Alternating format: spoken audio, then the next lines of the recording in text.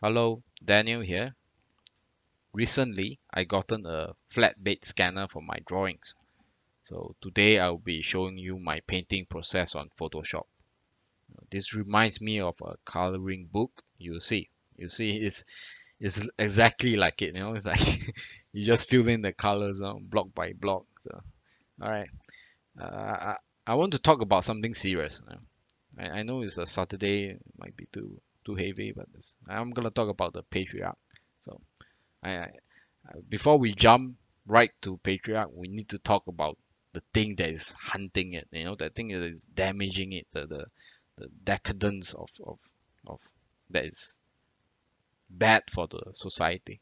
We need to talk about feminism. Uh, this is one thing that I shouldn't, but all right, never mind. It's okay. I want to make this clear. I do not hate women.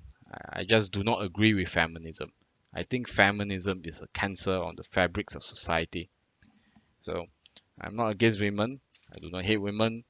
Uh, those who hate women, you are stupid. It's dumb to hate half the world's population. That's just you don't do that. So, but throughout the years of debating with other artists and people online in general, they always assume they make the same fallacy. Because I do not agree with women's right, therefore I hate women. That is wrong. Okay, that's incorrect. Uh, in fact, I'm somewhat of a woman's, I'm a slave to women. I think that is the right word to use, because I'm a straight man. I can't help myself to love women. It's biology. I can't fight that. So, okay, why is feminism wrong? If you look at history, even the way they managed to achieve power, it is toxic and corrupt. There's no way around it. It's just this too. It, it was during World War when men went to war. Those feminists, those women, were crying for rights and freedom. When their sons, brothers, husbands, fathers were dying in the war to protect their nation, their way of living, those feminists took that as an opportunity for a power grab, and they gotten it. Yes, I say it. It is a power grab. It's not a struggle. There's no struggle to power. You either seize it like this, or you are not granted for it. You see, power works like this. You are not granted for it. You're not given it. You seize it. So that's what they do. So this is how I see it. Those men who died in world wars, both World War One and World War Two, they were the immune system of the patriarchal society. Because of their death, those women were left unchecked. So those women are tumors, you see, they're cancers. They start to grow. Nobody nobody were there. They were all dead. Those men were dead. Nobody were there to oppose them, you see. So they get to grow. They get to spread their campaigns, convince people that feminism is right. The worst has yet to come. See, after World War, after all both World War, because it's devastating for the society, culture, and economy. So people were, it's terrible. You see, it's death and suffering. Everyone in the world experienced it. So the common people wanted to blame someone. They were looking for someone to blame. So who do they blame? The politicians, the people in power. So they blame them for causing the World War. And the people in power back then in World War, they they wanted to stay in power. So in order to stay in power, they allowed women's suffrage to happen. They let them vote. This is game theory. See, who do you think the women will vote if those women knew those in power were the ones who allowed them to vote? It's simple. They do it so they can stay in power. That is corruption because they done something that's irreversible. It's like opening a cans of worms. Pandora box is open. All the evils of the humanity unleashed.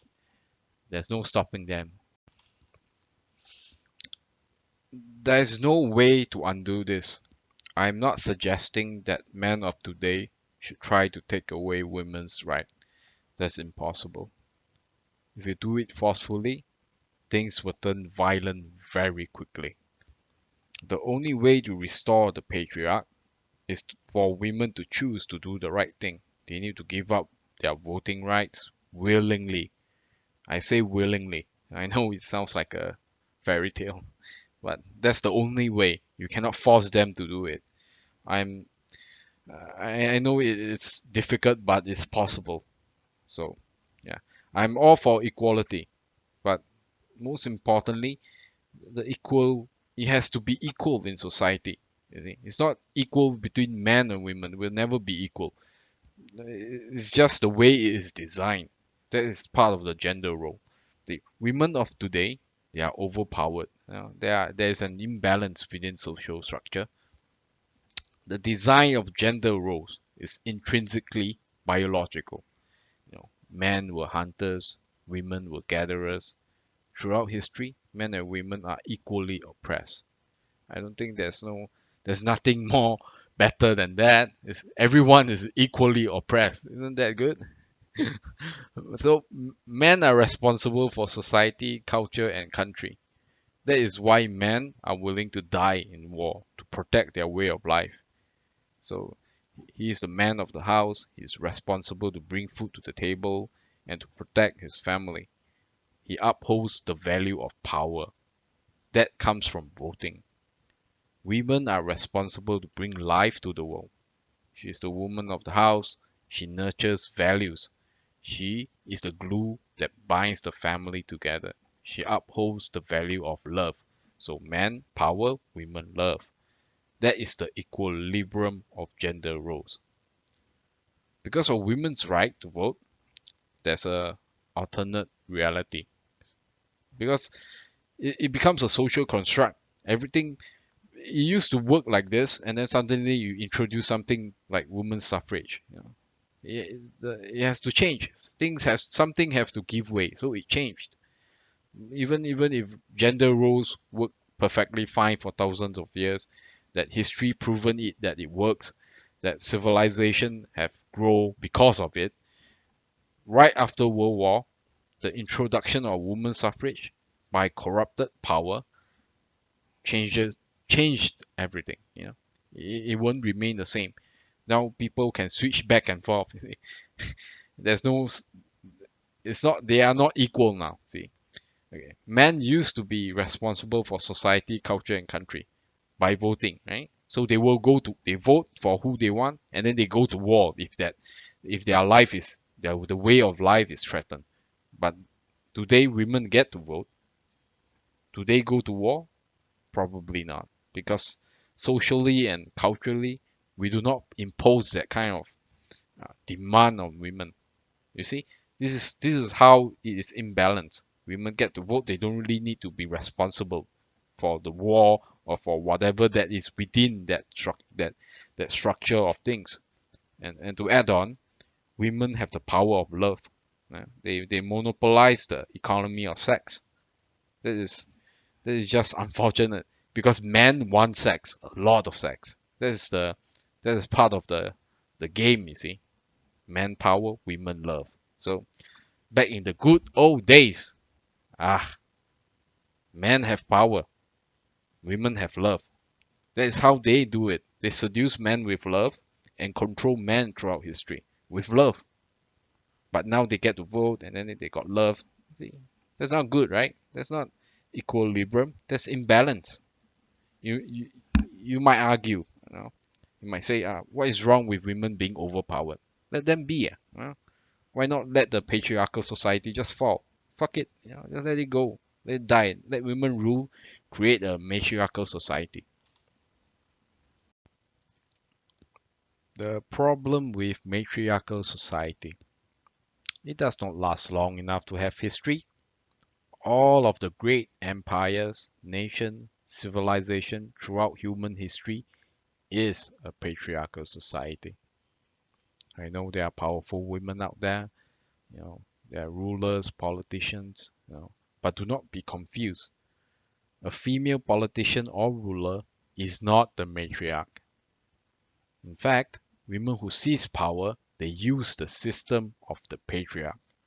Just because a woman takes over a position of power does not change the structure. The structure is still built by men. So that is the differences. A matriarch is built by women. The patriarch is built by men. Okay. So, but there's a common how to say cycle throughout history that repeats itself. So when women seize power, usually it marks the end of the patriarch. So because when they seize power, corruption follows. So usually without any safety nets or even with safety nets, it might destroy the empire. So it might fall. So there's the Cleopatra. That would be a good example. Yeah, she's the last pharaoh of the ancient Egyptian empire. So because of her, nobody now of today, we will never really know. Nobody will know how pyramids were truly made. How were they built? Nobody. Everyone can guess, or they use this technique. But the truth is, we do not know. We only can guess, and that's because the empire fell. People cannot imagine. You see, even people back then, they cannot imagine such a great empire. How could it fall? Nobody can imagine it. So that's the so even people of today, I think, we build so much buildings, high rise, they think that, oh, we will never fall. That's not true. We might fall. This is very dangerous. People do not understand this because they do not study history. So my argument is very simple. Matriarchal society cannot work. So some feminists insist, that it will work. Maybe some even use classic mythology. They say, oh, the story of Amazon. Uh, I will summarize the story of Amazons for those who do not know about it. Um, the Amazons are women warriors living in patriarchal society. It is an all-women society. They are trained to be strong, independent women, to kill and reject men within their society. So it is man-hating to the highest level. I think that's why the feminists like this story. It's just, oh, they saw a man, kill it, just kill it, that kind. So but you think about it, even in a matriarchal society, for a working society, they need to reproduce, right? So all women, how do they reproduce? So this is how they do it. So they will choose a month where all their women, I mean not all their women, or when their women will go out to into the men's world and have sex with them, and then to get pregnant. In order to get pregnant, yes, that's what they do. So after 9 months, they keep the female babies, and if it's a male, they kill it or they sell it to slavery for money. So to sum it up, the story is about women doing this kind of thing for the matriarchal society to work. So it's stupid, cruel, and violent. It's just the good thing is this didn't exist. It's a myth. It's a Greek myth. The Amazons do not exist. It is a play. So the ancient Greeks people will just gather around to watch this. It's like a storytelling. It's a play. It's like Hollywood movie. It's not real. So it's like a cautionary tale for the ancient Greek to remind the people that matriarchal society is cruel and stupid. Do not be like them. Do not be like them. But of course, this information did not reach a lot of people. They did not reach the feminists. They think this is like some sort of hero movie for them. And of course, for the leftists too. So just to clarify, this is the same story the DC character uses, for Wonder Woman, the Amazons. Yeah, this is the same story. So, but of course they added a few things. So, anyways, it's only for the last 50 years women have integrated into men's world. So I think women are slowly understanding, the power they have, and it's very scary. I think if women will do the right, if you want women to do the right thing, like, hey, you guys should give up voting. I think we should offer them something.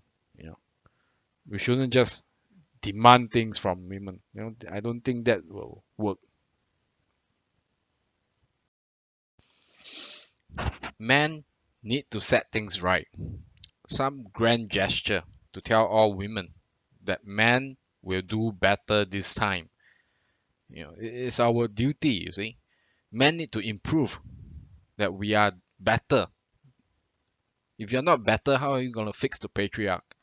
You know, you can't fix it if you're still the same.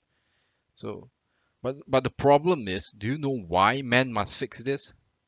Because men are always responsible for the society and the culture. You know, I blame the men. You know, the fault is not of the women, but the men. Feminism happened under the watch of men, so there's no excuses. Okay, even after the aftermath of World War, it is still the men who allowed women's suffrage to happen. So this is part of the story where I introduce other people into my thoughts. So I listened to Jordan Peterson. He talked about why men should better themselves instead of blaming women, using the story of Adam and Eve. I agree with him, but I'm gonna interpret the story on my own because I think you know in the Bible, uh, God gave Adam a woman named Eve. So think about this, okay? When you are given something or you have something, whatever it is, as long as it is your possession, you are responsible for it. Are you? Would you carelessly leave your smartphone unattended for a long period of time? How about your wallet? You just leave it there. No, right? You will take care of your own shit. That's the first level of responsibility. So the story of Adam and Eve goes like this. So God have one rule, just one rule: do not eat the apple of knowledge. Do not eat the fucking apple, Adam. Just one rule.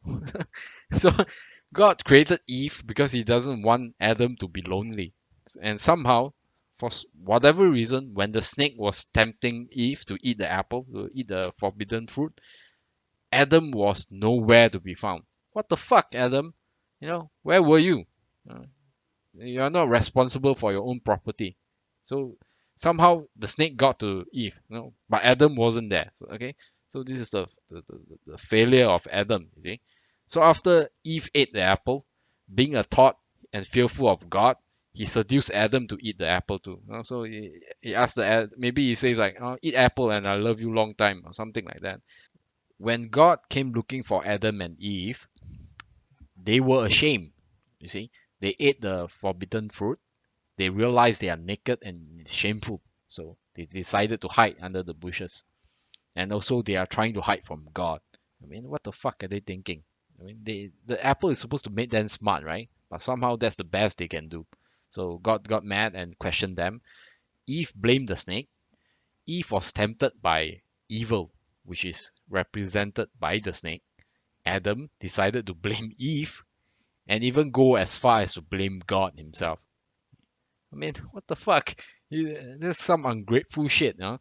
He's like, it's the woman you gave me. She made me do it, Like, there's zero responsibility. So the lack of responsibility was so high, God decided, we're gonna punish both of you, all three, the snake, Adam and Eve. So God punished the snake so that the snake can't talk anymore somehow. So I don't even know why the snake can talk in the first place. So Adam with long hours of work, and then Eve with childbirth.